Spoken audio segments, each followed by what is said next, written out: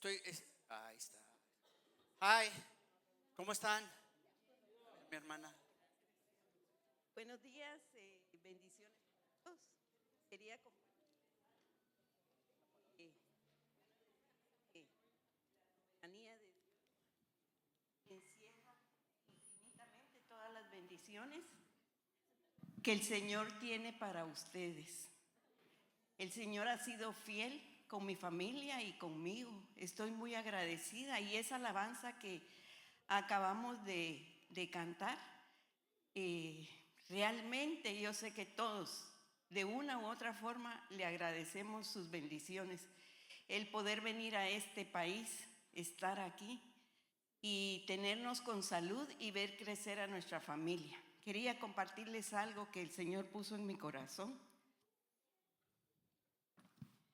Y dice, Isaías 41, 9, 11, porque te tomé de los confines de la tierra y de tierras lejanas te llamé y te dije, mi siervo eres tú. Te escogí y no te desecharé, porque yo estoy contigo. No desmayes, porque yo soy tu Dios, que te esfuerzo siempre, te ayudaré siempre, te sustentaré con la diestra de mi justicia. Palabra de Dios, en el santo nombre de nuestro Señor Jesucristo, estoy agradecida con Él por todo lo que, esos planes que ha puesto en mi vida, y a través de los planes que puso en mi vida, viene mi familia conmigo y ha puesto los pies firmes en una roca donde no resbalan los pies. Amén. Y es Jesucristo. Amén. Amén, amén. Gracias. Dios es fiel, amén. Dios es fiel. ¿Quién puede decir conmigo? Dios es fiel.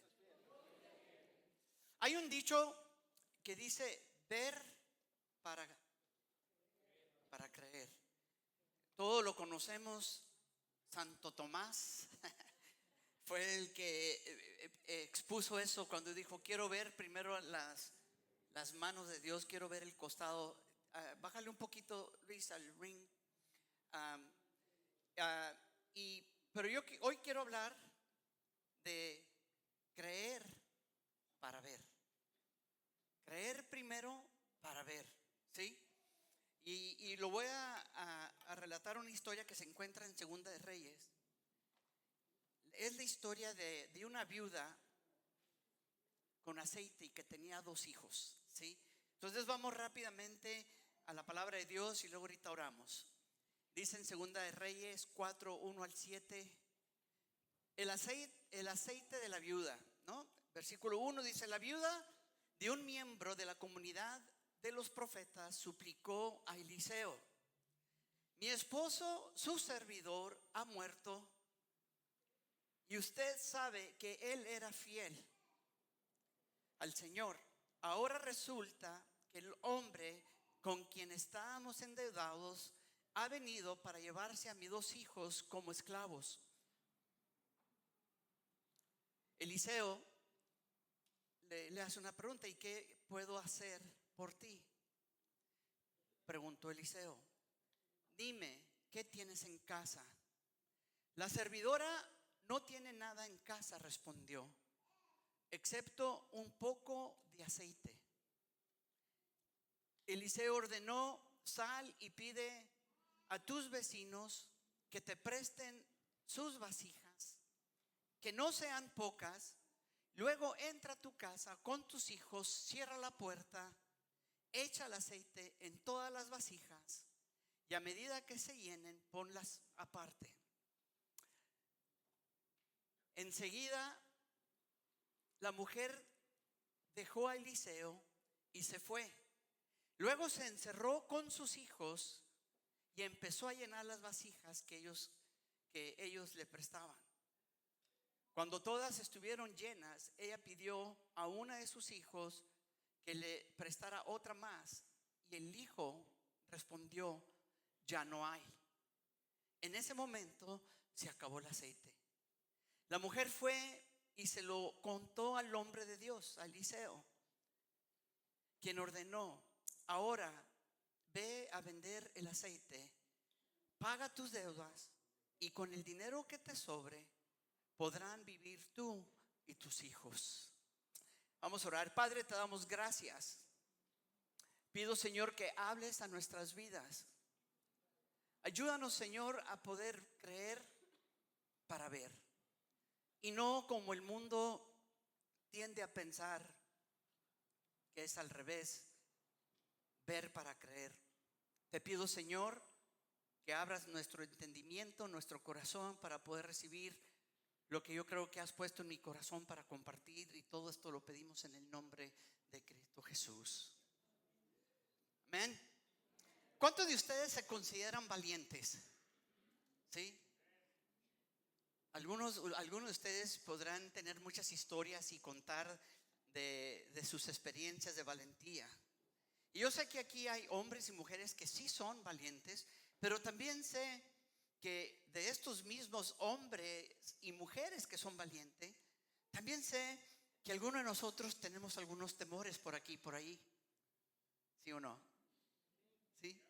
Yo les quiero contar una historia. Cuando yo tenía como unos 13 años, fuimos a la casa de una amiga. El papá de esta muchacha era el coach de básquetbol de nosotros. Y ellos tenían un pequeño rancho, pues era grande. Tenían caballos, tenían vacas, tenían chivos, gallinas, un montón de perros. Tenían un área donde lazaban a las vacas, y a veces ahí en ese local tenían competencias con los caballos correteando a las vacas y lazándolas, no sé, como tipo rodeo. Y una vez que fuimos, esa vez que fuimos varios de la escuela, amigos nuestros. La hija de él fue la que nos invitó, se llama Genevieve. Si es que nos escuchas algún día de estos, Genevieve, saludos. Pero fuimos y nos metimos a un barn, a una de esas estables donde se acumulaba la paja para el alimento de los animales. Y empezamos a brincar ahí. Y yo estoy brincando allí, y de repente sale un ratoncito así. Y el ratón se me deja venir. Y yo me hago para atrás, se me sube al tenis, y yo de la desesperación, ¡pum!, lo aventé por allá. Y cae y se estrella con la paja el ratón, y como que se desubicó y empieza a voltear y me vuelve a ver y se me deja venir otra vez. Entonces, desde entonces los ratones y yo no somos muy buenos amigos. Pero en otra ocasión, esto fue en mi casa. Mi hermana abre la puerta para salir al porche de la casa, la puerta principal, y enfrentito, así a un lado de un como murito que había, o un barrote, estaba un murciélago colgadito, así como se cuelgan, ¿no? Con las patitas agarradas y la cabecita abajo. Y los murciélagos tienen las orejitas así picuditas. Y yo me acuerdo que mi hermana pega el grito. Yo, como el hermano mayor, voy y agarro la escoba y salgo, veo el murciélago y le tiro un escobazo. Y este murciélago salió más trucha que yo. La palabra trucha es más abusado. Vuela y me pegó así, y métese para la casa. Entonces ya teníamos un escándalo, mi hermana toda nerviosa, el murciélago pegando con el techo. Y ya saben cómo vuelan los murciélagos, ¿no? Se mueven así para todos lados. No es como cuando un pajarito vuela. Y yo estoy tirándole, y no le daba, y ya una gritería, mi hermana, y yo con la desesperación de querer darle un escobazo a este murciélago. Mi hermano dice, ¿sabes qué? Saca la gata. Y teníamos una gata que se llama Sasha. Le decíamos Sacha Pelo Negro porque era una gata negra. Así como la artista, ¿no? Se llama Sacha Pelo, ¿qué? Montenegro. Pues la de nosotros era Sacha Pelo Negro. Y sacamos a la gata para ver si la gata qué hacía. Y la gata se agacha y lo empieza a ver, lo empieza a medir. Y en una que pasó así cerca, brinca. Y así con las patitas para arriba, así de espalda, como tipo ninja, pum, pum, pum, le pega. Y cae el murciélago y se estrella así en el piso, y ya muerto. Ya después yo lo agarraba y les tiraba las alitas y Es una cosa impresionante. A los que nunca han visto un murciélago, los chiquitos parecen diablitos, la verdad. Para mí un murciélago es una combinación de rata con alas. Entonces no es mi favorito. Pero después nos dimos cuenta que atrás de la casa teníamos nosotros una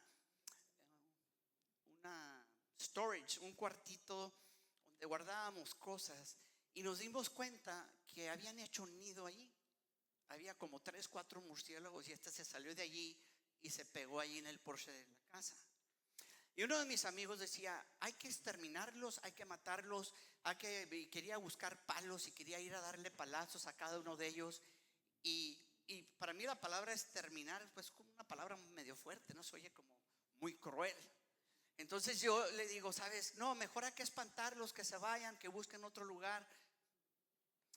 Pero ¿saben qué es lo que pasa? Mi amigo quería exterminarlos, llegar a la raíz y deshacerse de ellos. Yo quería espantarlos para que se vayan. Y lo que quiero decir con esto, toda esta historia del ratón y del murciélago, para llegar a este punto, que muchas veces tú y yo queremos tratar con las situaciones de la vida en la superficie, no exterminar, no llegar a la raíz del asunto. Queremos nomás el fushi, vete, ándale, vaya. Y no llegamos a llegar a la profundidad de la raíz de las situaciones que estamos viviendo. Puede ser alguna circunstancia, puede ser alguna lucha personal, puede ser algún punto de tu salud, y queremos nomás únicamente ponernos el curita y esperar que de una manera mágica o sobrenatural el curita haga el milagro que tiene que hacer, sin tratar con la infección, sin limpiar a profundidad y dejar que sane una herida. En el contexto como cristianos, tú y yo, muchas veces de la misma manera, no dejamos que el Espíritu Santo llegue a esos puntos vulnerables de nosotros. No dejamos que el Espíritu Santo llegue y empiece a limpiar, a sanar, a restaurar. Queremos cubrirlo. Y nuestra cultura hispana, somos muy dados a querer ocultar cosas. Nos da mucha vergüenza. Es una cultura que se maneja a través de la vergüenza, de la honra. Si hay algo que hacemos que deshonra, empezamos a poner presión porque estás deshonrando a la familia. Cuando alguien cambia de creencia, de fe, a veces te dice: estás deshonrando nuestra tradición, nuestra fe con la cual nuestros abuelos, nuestros papás y nosotros crecimos. Y tendemos a cubrir nuestra cultura que se maneja de vergüenza. Siempre queremos ocultar, que nadie sepa lo que pasó en casa. Hay hasta un dicho: la ropa sucia se lava en casa. Entonces nosotros somos muy dados a ocultar, a esconder, a ponerlo abajo del tapete, a ignorar el elefante rosa en medio de la sala, y no queremos hablar ni tratar con ello. Esto es entre nosotros. Pero esa costumbre también a veces la aplicamos con las cosas de Dios, y no queremos que Dios entre a esos lugares oscuros, secretos de nuestra vida. No queremos que lleguemos y preferimos cerrar con llave esa área oscura del corazón y dejarlo allí. Pero sí queremos abrazar lo que Dios tiene, pero no queremos tratar con lo que necesitamos tratar. Y muchas veces eso que tú y yo no dejamos que Dios trate, esas experiencias tal vez dolorosas, esas situaciones que nos hacen vulnerables ante los ojos de otros, esas son las cosas que te vienen arrastrando, y al día de hoy te sigue afectando lo que tú tienes oculto, escondido de ti. Eso que tú no quieres dejar que Dios llegue allí. por vergüenza. Y muchas veces tú y yo, uno de los temores principales de todo ser humano es el rechazo. A nadie nos gusta que nos rechacen. Entonces sentimos ese mismo sentir, que si abro mi corazón, aunque puedo estar consciente de que Dios conoce todo de mí, pero el hecho de sentir que yo abro mi corazón, abro el ser vulnerable ante Él, me va a hacer ver diferente ante los ojos de Dios. Y nos empezamos a preocupar porque tenemos ese temor de que si abro todo y acepto y tomo responsabilidad, tal vez Dios cambie de pensar. Tal vez Dios me vea diferente. Tal vez Dios diga, no, pues cuidado con este, aunque es mi hijo, pero me estoy dando cuenta que al aceptar responsabilidad es canijo, es malo, es esto, es lo otro. Pero yo te tengo buenas noticias el día de hoy. Yo te quiero decir el día de hoy que cuando tú abres tu corazón a Dios, cuando tú abres tu corazón a Dios, jamás Dios te dará la espalda. Jamás, jamás.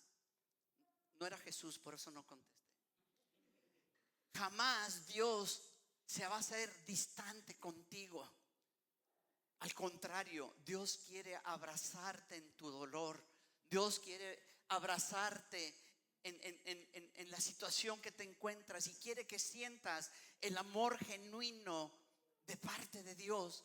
Ese amor incondicional, ese amor que jamás te dará la espalda, ese amor que jamás te soltará a que tú te las averigües a tu manera. Cuando tú y yo abrimos el corazón a Dios, tenlo por seguro que sus brazos estarán abiertos para ti y podrás ver en sus brazos, en sus manos, el sacrificio de esa cruz, recordándote que por esa misma razón Jesús vino para con nosotros. Para esa misma razón Él entregó su vida. Para esa misma razón a ti y a mí nos ha hecho sus hijos, ha perdonado tus pecados, mis pecados. Y la palabra de Dios dice que ha enterrado todo eso feo, todo eso malo, y Él mismo dice, lo ha puesto al fondo de la mar para no recordarlos jamás. Ese es el tipo de Dios que tú y yo tenemos. Entonces, una invitación: no te rehúses a abrir tu corazón. No te rehúses a abrir y aunque te sientas vulnerable, aunque te sientas avergonzado, aunque te sientas mal, ten la certeza de que tienes a un Dios que envió a su Hijo exactamente para traer redención en esas áreas vulnerables que tú y yo tenemos en nuestras vidas.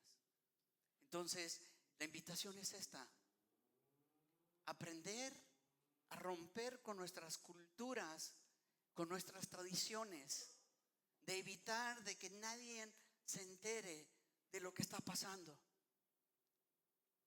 Hay cosas que un Dios ya las restauró. Dios te perdonó y sientes el perdón de Dios profundamente. No hay duda, sino la certeza de que Dios te ha limpiado. Pero hay muchos que aún con eso, que es un gran testimonio, no se animan a hablar de esas cosas, cuando puede servir para restaurar a otra persona. ¿Se acuerdan la mujer que quería ir con Jesús? Dios hizo un milagro en ella, en su vida, y Jesús le dijo: no puedes venir con nosotros. Mejor ve a platicarles a todos lo que Dios acaba de hacer contigo. Esta mujer no tenía una buena reputación. Esta mujer tal vez era la mujer del pueblo, la despreciada del pueblo, la mujer que tal vez le robó a un esposo, a un novio, era la mujer que nadie se quería acercar, era la mujer que tal vez cuando las mujeres en aquel tiempo se juntaban a lavar ropa, de 5 a 6 mujeres a un lado de un río, a lavar y a platicar o a mitotear, no sé. Y ahí era el tiempo donde ellas se juntaban a actualizarse de lo que estaba pasando con ellas, con sus familias, con sus hijos, y hablar de la vecina, del otro, de acá, no sé. Yo estoy seguro que esta mujer, lo más probable es que ella iba a lavar a solas en otro lugar, porque no era bienvenida. Tenía un testimonio muy malo, un estilo de vida muy malo. Mas sin embargo, cuando vino en su vulnerabilidad, ¿lo dije bien?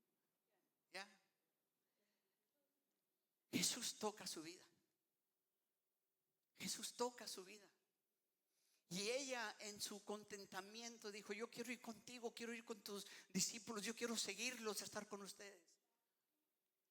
Y es cuando le dice: no, quédate.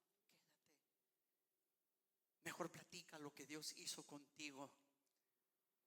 Hermanos, es importante que tú y yo compartamos, ¿se dice así?, lo que Dios ha hecho en nuestra vida. Contar lo que Dios hizo en tu vida. Y eso puede animar a otra persona que diga: wow, no lo puedo creer. Si él está pasando y pasó por todo eso, no es nada. Nunca han escuchado historias, y cuando uno termina de escuchar dice: wow, lo que yo estoy viviendo no es nada a lo que esta persona está pasando en estos momentos. Tal vez tus palabras Dios las use para traerlas a Dios y les dé despierte en ellos o en ellas una curiosidad de querer tener lo que tú tuviste a través de Cristo Jesús. El sentir, de no sentir carga ni culpabilidad en nuestras vidas. Estas otras personas anhelan sentir lo mismo, pero no saben cómo llegar o cómo acercarse a Dios. Muchas veces no nos queremos. Yo he invitado a personas a la iglesia y ¿saben qué me dicen? Déjame arreglar unos asuntos y después vengo a la iglesia. ¿Saben qué? No se sienten dignos de entrar a una iglesia por el pecado, por la doble vida que tienen, y prefieren decir: déjame arreglar esta situación primero y después te acompaño a la iglesia. Ese es el sentir de las personas. Jamás una persona puede venir al Padre si Dios no lo atrae. Y los ganchos que Dios usa para atraer a la gente eres tú y soy yo. Tú eres la persona indicada. Cuando una persona te empieza a platicar su vida, tú eres la persona indicada para engancharlos y traerlos a Jesús. Y Dios usa tu testimonio. Dios usa las experiencias de tu vida, las buenas y las malas. Dios usa todo lo que tú eres, porque ¿sabes qué?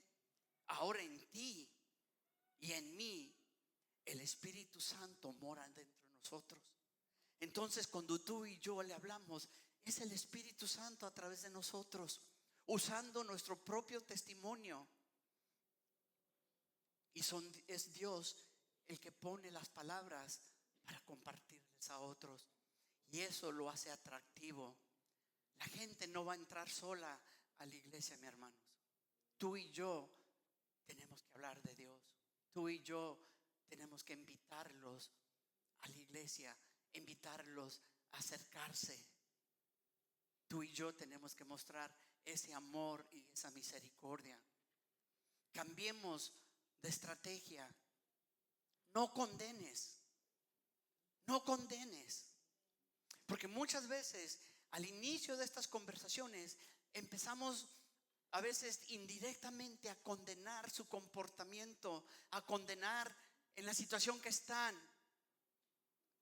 Simplemente háblale del amor de Dios Y cuando ellos son capturados por el amor de Dios, el Espíritu Santo trae la convicción para que ellos cambien su vida. Pero muchas veces tú y yo llegamos condenando o diciéndole en dónde están mal, y no se trata de eso.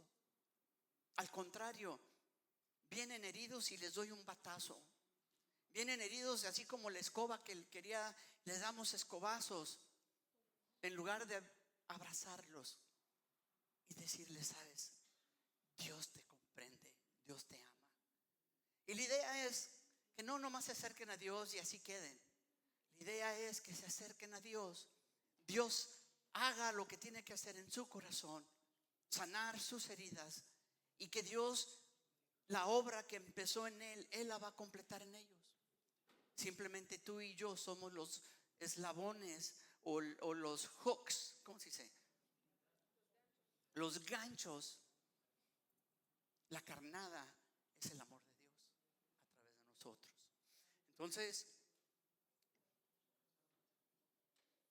casi se convirtió en otra predicación esto.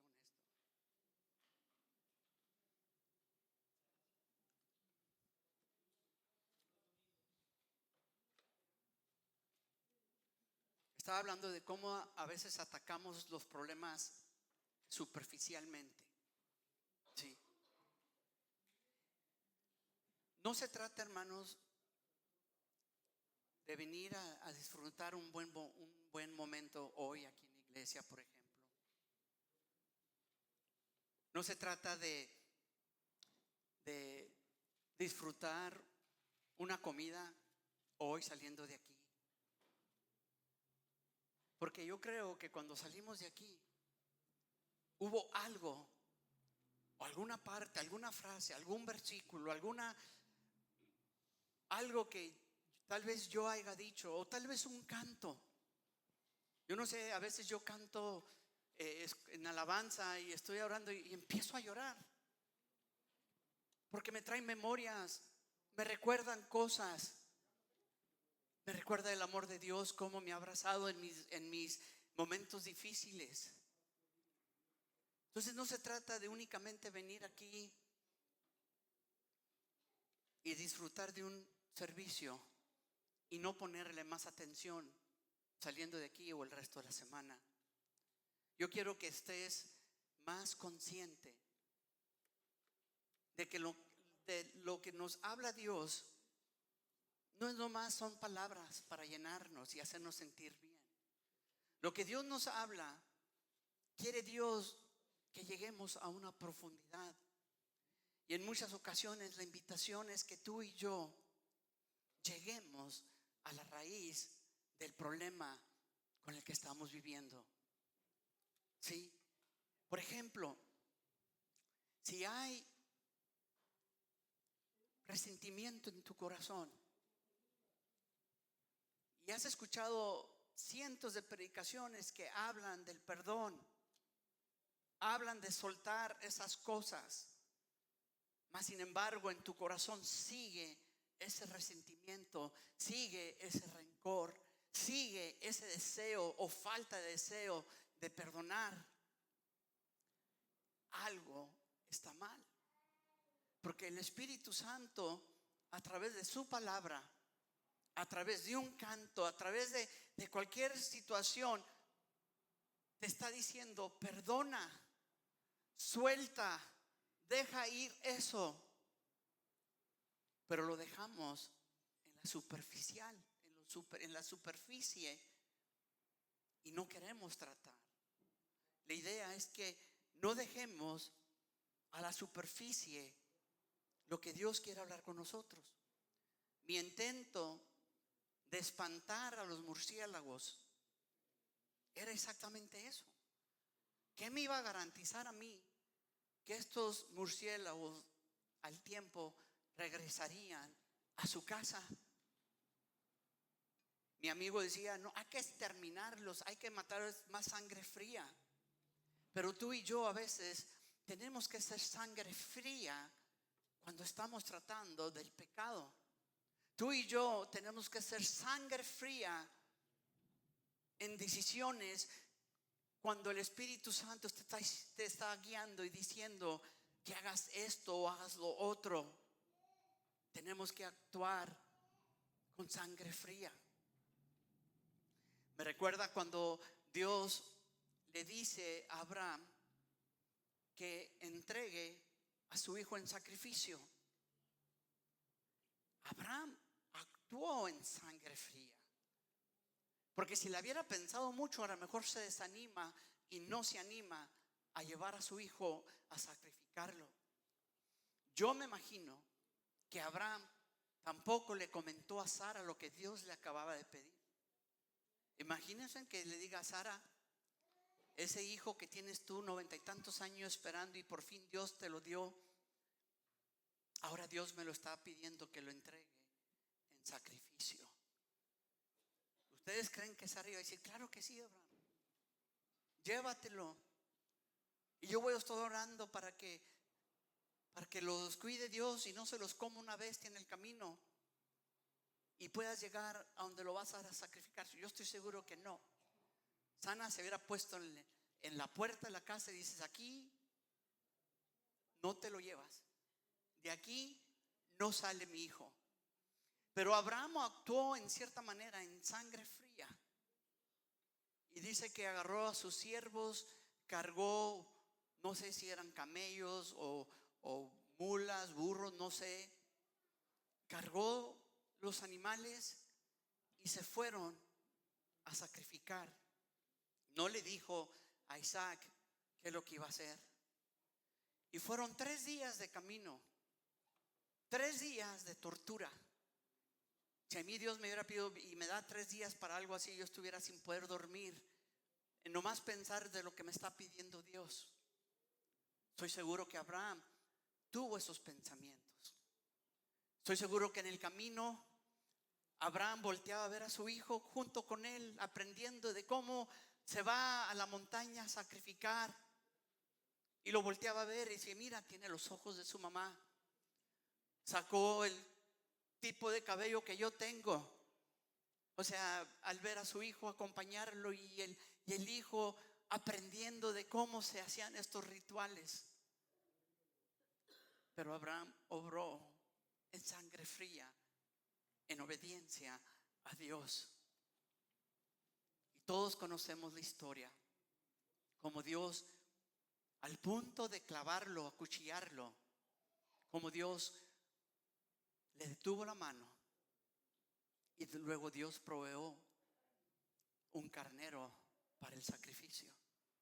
¿Saben por qué? Porque así es Dios de bueno, hermanos. Dios jamás te va a pedir algo, a lo bueno que sea malo, para no más quitártelo. La mayoría de veces cuando tú y yo perdemos algo que pensamos y creíamos que era de Dios, muchas veces es porque Dios quería ver en dónde estaba realmente nuestro corazón. Y muchas veces hay cosas que parecen buenas o que parecen ser para bendición. Se nos olvida que Dios ve el mañana mucho mejor que tú y yo. Y lo que hay ante nuestros ojos naturales, nosotros podamos ver el brillo de oro, de bendición, Dios está viendo atrás de ese brillo y sabe que si Él te dejara, te destruiría. Entonces, cuando Dios da, es para bendecir. Cuando Dios quita, también es para bendecir. Pero lo que Dios a veces mide y lo que quiere medir es el corazón. Hoy estamos aquí para adorar a Dios, ¿sí? Estuvo maravillosa la alabanza. Estamos aquí para ser transformados. Tú y yo debemos dejarnos ser transformados. Estamos aquí para llenarnos de esperanza, de fe y de amor. Yo te animo en estos próximos minutos que no dejemos las cosas a la superficie, sino que saliendo de aquí sea algo que podamos llevar en nuestro corazón a casa. aplicarlos con nosotros mismos, con nuestras esposas, nuestros hijos. Aquí en esta historia de Segunda de Reyes vemos la historia de esta mujer viuda que acaba de perder a su esposo, tenía 2 hijos, y en medio de ese dolor, en medio de ese duelo, en medio de esa circunstancia de falta de provisión, le viene lo peor. Le viene una persona a la cual se le debía dinero y estaban endeudados, y empieza a cobrarles. Y la única manera que ella podía pagar esa deuda era en dejar que este hombre se llevara a sus hijos como esclavos. Hoy, viviendo nuestro tiempo, el enemigo usa la misma estrategia contra el futuro, porque el enemigo no necesita atentar necesariamente contra nuestro presente. Satanás se aterra más del futuro que tú y yo podamos impactar o ser de impactos en Cristo Jesús. Lo que tú y yo como iglesia podemos hacer, porque el enemigo sabe muy bien lo que está escrito en su palabra. En Mateo 16:18 dice que ni las puertas del infierno van a contener a la iglesia. Y Satanás conoce que él no puede llegar y van a poder contener el infierno contra la iglesia. La iglesia, hermanos, somos tú y yo. Así que el enemigo una y otra vez trata de hacernos caer, de hacernos quedar en la superficie de las cosas, para que no haya cambio, para que no haya transformación, para que no seamos libres de culpa, de hábitos, para que no seamos libres en nuestro corazón, en nuestra conciencia, y siempre tratar de que tú y yo en la superficie vivamos vidas cristianas a medias, sin muchas ganas de servir, porque no nos sentimos dignos. Cuando tú y yo entendemos la magnitud de lo que es el amor de Dios, la magnitud de lo que Dios hizo en tu vida, en perdonar cada una de tus ofensas, de tus pecados, esos secretos oscuros, si los has llevado a la cruz, están perdonados. Pero si el enemigo en la superficie puede convencerte de que esa culpa jamás se va a ir de ti, jamás podrás servir a Dios con todo tu corazón. Esa culpa te va a frenar. Esa culpa no va a permitir que crezcas. Esa culpa siempre te va a hacer que te quedes paralizado, porque no te sientes digno, porque no te sientes lavado, porque no te sientes como hijo.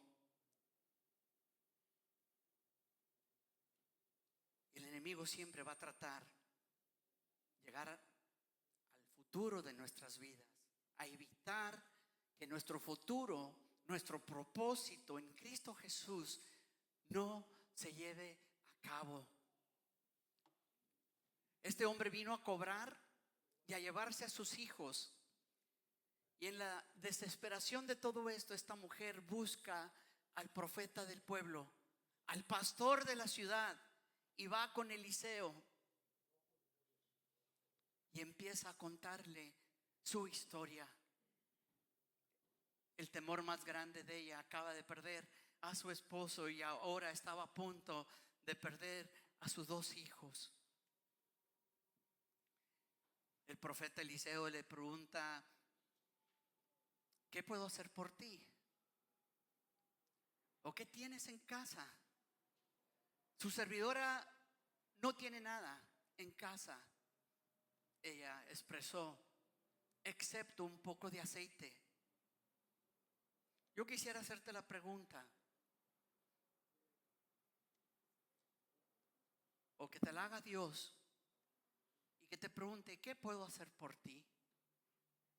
Imagínate que Dios en este momento te está diciendo: ¿qué puedo hacer yo por ti? Quizás te encuentras en alguna situación en tu vida hoy, o quizás estés pasando alguna temporada que estés atravesando, y tal vez creas que no hay salida. La pregunta que el profeta le hizo: ¿qué tienes en casa? Yo te hago la pregunta: ¿qué hay en lo profundo de tu corazón? Quizás queda una poca de esperanza en ti. Quizás queda una poca fe. Estás a punto de tirar la toalla. Quizás queda solo la promesa de algo que un día Dios habló a tu vida y ya lo ves como algo lejos, distante, algo que tal vez pienses en tu corazón que jamás se va a cumplir. Quizás solo queda la idea de las cosas, o que las cosas van a estar bien.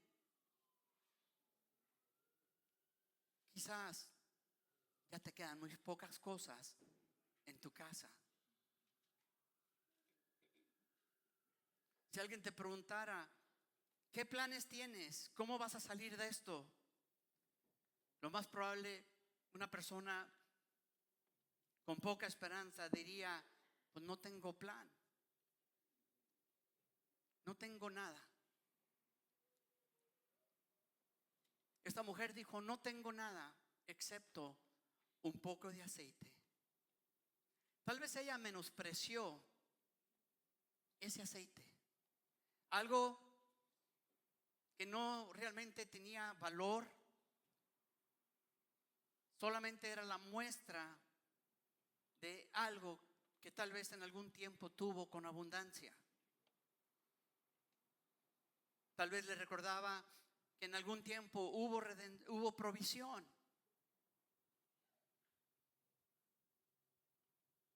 Le recordaba que cuando su esposo estaba vivo, todo estaba bien. Solamente un destello de lo que había antes. Yo quiero irme a 3 preguntas. Lo primero es: un poco, no es preguntas, pero 3 puntos. Un poco es todo lo que Jesús necesita.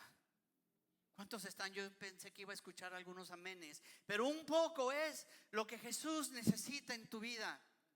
Un poco es todo. Dile a la persona que está a tu lado: un poco es todo.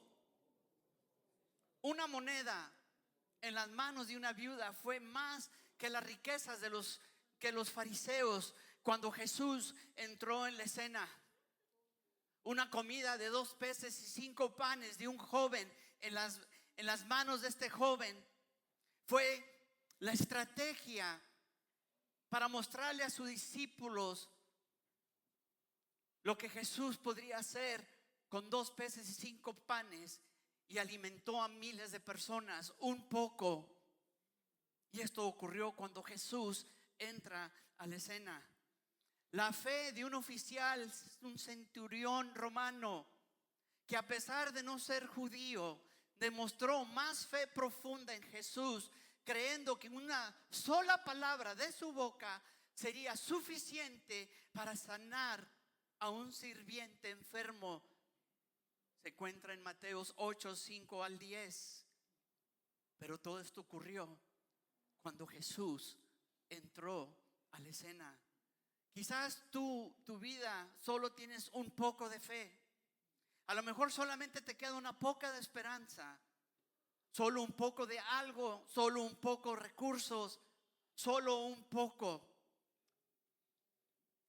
Familia Favor Day, solo un poco es el perfecto escenario para que Jesús entre a la escena y haga cosas como Él solo puede hacer. Alguien necesita escuchar esto. Es solo un poco de lo que tú y yo podemos entregar, pero cuando Dios entra al escenario, a la ecuación, se convierten en cosas grandes y maravillosas, como cuando lo hizo con los 2 peces y los 5 panes, donde multitudes fueron alimentados. Punto número 2 nos llama a no menospreciar lo que ya tenemos. Si solo tienes un poco de fe, de esperanza, de recursos, de amigos, ese es el escenario perfecto para que Jesús entre y actúe en nuestras vidas. No menospreciemos tus habilidades, tus talentos, tus relaciones. Dios quiere usarlos para traer provisión. Tú y yo debemos dar gracias por lo que tenemos en lugar de enfocarnos en lo que no tenemos o lo que nos falta.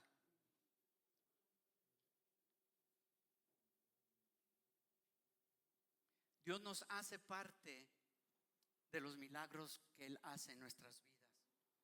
Él pudiera hacer el milagro conmigo o contigo, o sin mí o sin ti. Dios no nos necesita para el milagro, pero Dios nos quiere involucrar en los milagros. Cuando el profeta le dice la instrucción a esta viuda, ella tenía un frasquito de aceite y le dice: ve con tus vecinos y busca, pídeles vasijas, todas las que puedan y que sean grandes, y diles que te las presten. Y yo me imagino que tal vez la viuda le dijo a los hijos: hey, ayúdenme porque a ustedes se los van a llevar. Vayan y toquen las puertas de las vecinas y pídanle estas vasijas. Y la instrucción era de cuando ya tuvieran todas las vasijas, que empezara a derramar ese aceite hasta que se llenara la vasija.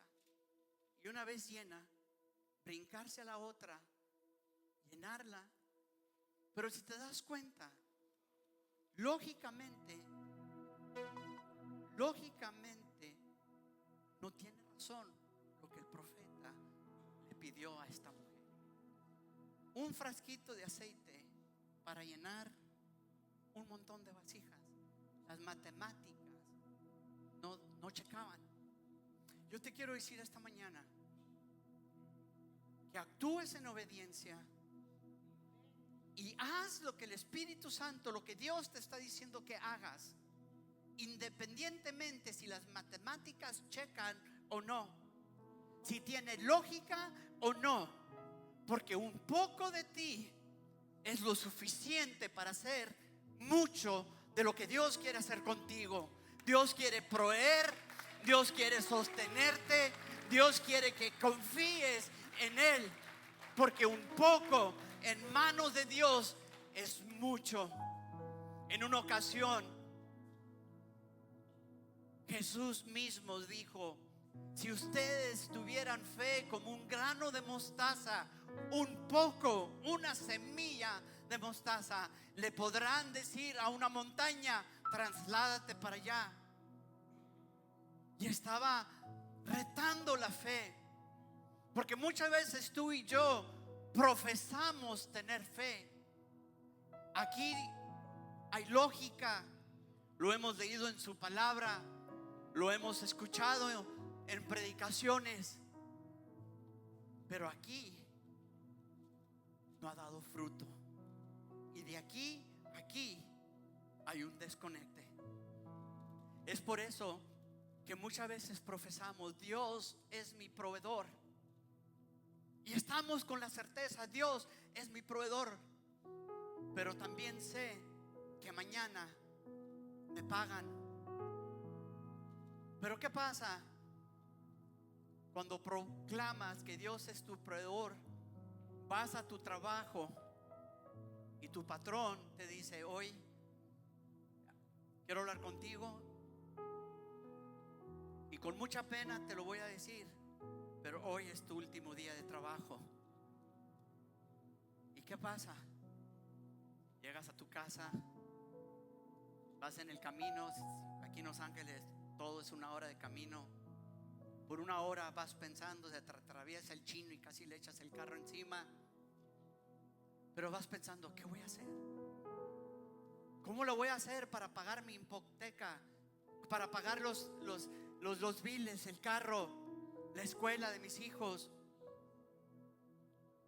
Y en la noche llega y no puedes dormir. Te ha ganado la angustia. Pero como dicen: güey, ¿que no acababas de profesar unos días antes de que Dios es tu proveedor? Pero hay un desconecte de esta palabra que hemos recibido a que se haga real. ¿Y saben cómo se hace real, hermanos? Es a través de la obediencia a la palabra de Dios. Es a través de la obediencia. Abraham obedeció y Dios le guardó a su hijo y le prometió naciones. Y le dijo: serás tan numerosa como cuando ves las estrellas en el cielo.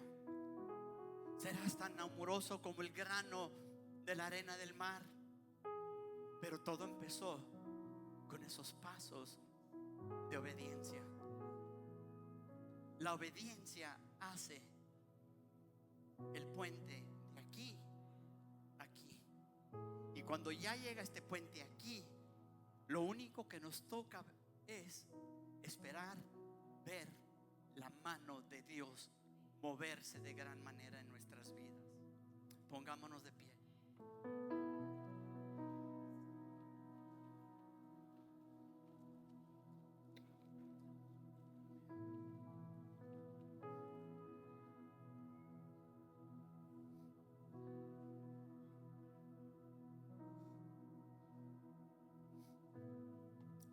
Se pararon todos. Quiero dar un punto más porque creo que es importante, pero nomás lo voy a... Tú y yo vamos a recibir para lo que nos preparamos. Tú y yo vamos a recibir para lo que te preparas. Está relacionado el milagro de Dios con la preparación de lo que esperas de Dios. En esta historia dice que el aceite paró de fluir cuando se acabaron las vasijas. Yo estoy seguro que si hubieran tenido una vasija más, estoy seguro que esa se hubiera llenado. También estoy seguro que si tenían una vasija menos, ahí hubiera parado también. Entonces, tú y yo debemos de prepararnos y tener la expectativa del milagro que Dios tiene para nosotros. ¿Te preparas para lo que esperas? Mi pregunta hoy: ¿en qué te estás preparando? Amén. Padre, te doy gracias por esta palabra. Señor, ayúdanos a profundizar nuestra fe, de no dejar las cosas a la superficie, sino que podamos llegar y a empezar a caminar a una profundidad más profunda.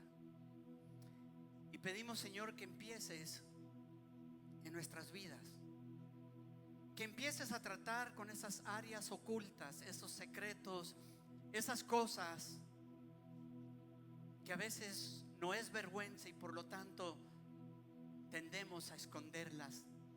Ni a nosotros mismos nos gusta recordarlas. Señor, empieza en esas áreas, porque sabemos, Señor, que exactamente estas cosas son las que no nos ayudan en nuestro caminar contigo.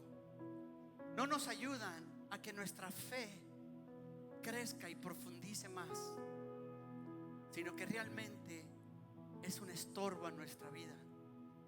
Y es por eso, Señor, que hoy decidimos enfocar nuestra vista en ti, así como lo dice Hebreos 1 y 2, que corramos la carrera con paciencia, y que nos despojemos de los estorbos, que nos despojemos de las cosas que nos pesan, que nos atrasan, que no nos dejan correr con libertad, y que podamos terminar la carrera ligeros, limpios por la sangre del Cordero de Dios. Y pido, Señor, que así en el ejemplo de esta mujer, que tu provisión fue exactamente de acuerdo a la preparación de ella y sus hijos para recibir la bendición que tú tenías.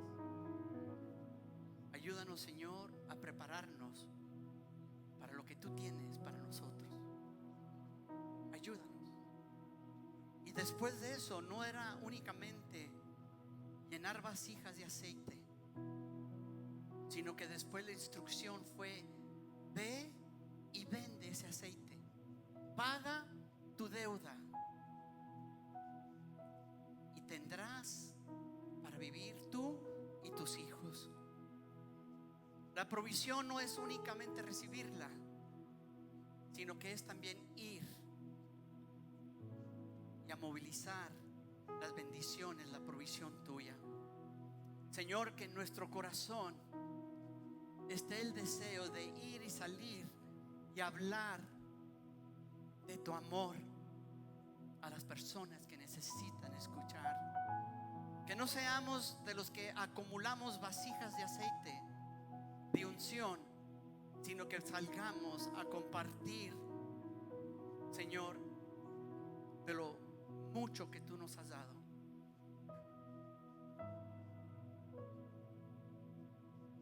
Si alguno de ustedes tiene una petición y tal vez digas: yo le he estado pidiendo a Dios, Dios no me contesta. La palabra de Dios dice que el que pide, recibe. Y muchas veces nos quedamos en este pedacito nomás: el que pide, recibe. Pero también dice que el que busca, encuentra. Y luego también dice: el que toca, se le abre. Está hablando de una fe activa, no únicamente yo puedo pedir aquí parado, pero también me llama a que vaya a buscar, a que vaya a tocar. Sabes, es un principio de Dios. En Apocalipsis capítulo 3 versículo 20, Jesús dijo: yo vengo y toco a la puerta. Él vino hacia nosotros. A veces tú y yo ha tocado Dios el timbre de tu corazón y has dicho: ay, no tengo ganas.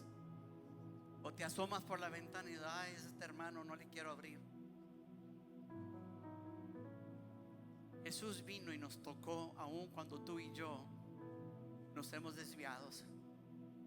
Y Él dice: yo toco, y si abres, entraré y cenaré contigo. Qué promesa tan maravillosa, que aun cuando tú y yo andamos mal, fríos, indiferentes, aún con dudas, Él viene y toca la puerta de tu corazón.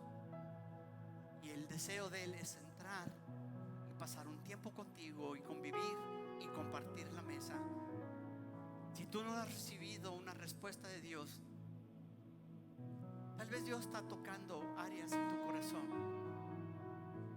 Yo quiero que te propongas en decir: Señor, quiero abrir mi corazón,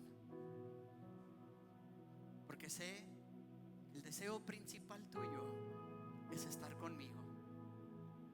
Padre, yo bendigo a cada una de las familias aquí, a cada familia representada.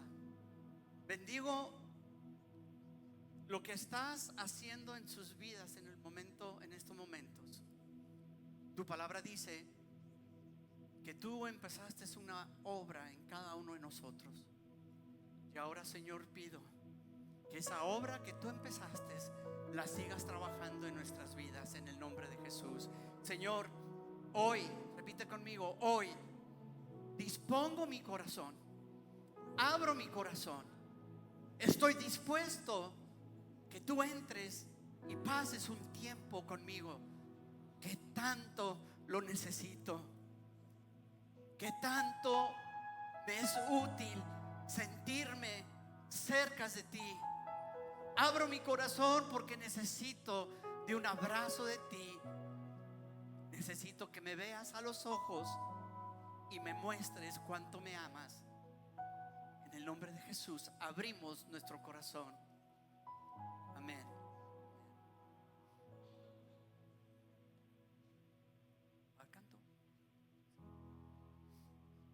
Vengo a ti, Señor, cámbiame, renuévame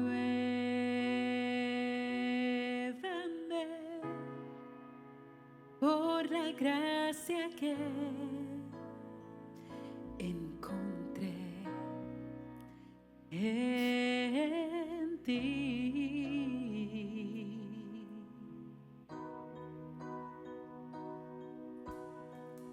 Ahora sé que las debilidades que hay en mí desvanecerán, oh, por el poder de tu amor.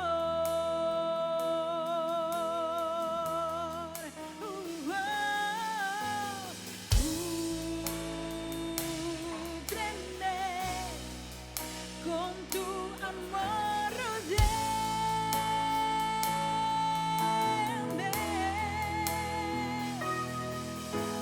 Oh, tómame, que yo cerca quiero estar.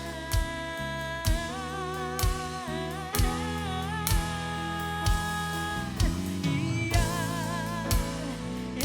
esperar nuevas suertes yo tendré y me levantaré como las águilas, y me levantaré y me levantaré como las águilas, y me levantaré como las águilas por el poder de tu amor.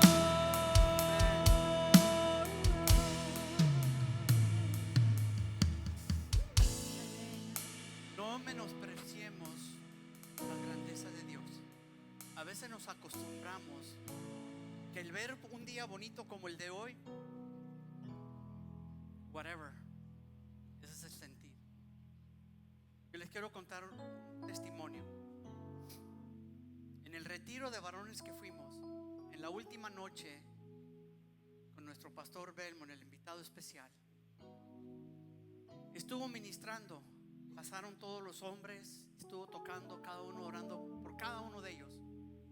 Eliel y yo estábamos en la fila de enfrente.